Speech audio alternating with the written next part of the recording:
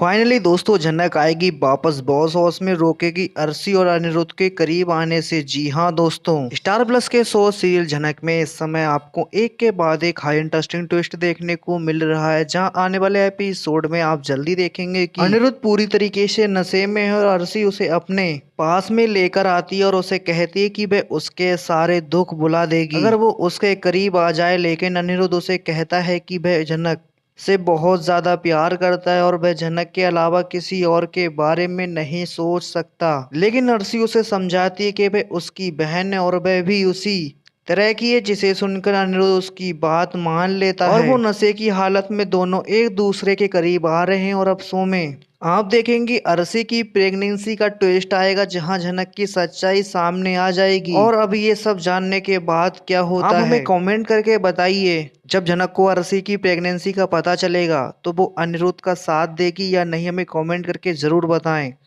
अब देखेंगे कि आप जब झनक इस डांस कंपटीशन को हार जाएगी और पूरी दुनिया के सामने उसके पिता की सच्चाई बता देने वाली है कि वो और कोई नहीं बल्कि असली बृजभूषण है, जो कि डांस की दुनिया पर राज करते थे। लेकिन उनके सगे भाई ने धोखा देकर उनकी पहचान को छीन लिया और आज उनकी वजह से ही मुझे पूरी दुनिया के सामने एक बार फिर से डांस करना पड़ रहा है। और मैं इसी मौके की तलाश कर रही थी ताकि मैं सबको बता सकूं कि मेरे पिता के कितनी नाइंसाफी हुई है। वहीं दूसरी तरफ जब ऑडियंस को पता चलता है कि जो अब बृजभूषण बनकर रह रहा है वो और कोई नहीं बल्कि कुलभूषण है, जो अब कुलभूषण बनकर आया है, वहीं असली बृजभूषण है। सृष्टि को बोलती बंद हो जाने वाली है और सृष्टि कोशिश करेगी झनक अपने प्लान को कामयाब ना कर पाए। और सृष्टि ऑडियंस के सामने बोलती हुई दिखाई देगी कि मुझे इसके बारे में कुछ भी पता नहीं है, आखिर नूतन क्या बोल रही है। अगर ऐसी बात है तो हम नूतन को सपोर्ट करेंगे, लेकिन ये इनका फैमिली मैटर है, इसलिए ये सही रहेगा कि अगर ये घर के अंदर सॉल्व कर लें। वहीं दूसरी तरफ कुलभूषण नूतन को बोलता हुआ दिखाई देगा कि ये लड़की झूठ बोल रही है, मुझे नहीं पता ये कौन है, बल्कि मेरा तो कोई भाई है ही नहीं, लेकिन ये सब कुछ जानबूझकर कर रही ताकि वो मेरी प्रॉपर्टी को छीन सके। और ये लड़की और कोई नहीं बल्कि झनक है और झनक जैसी ही दिखती, हो सकता है कि इन्होंने ही मिलकर झनक को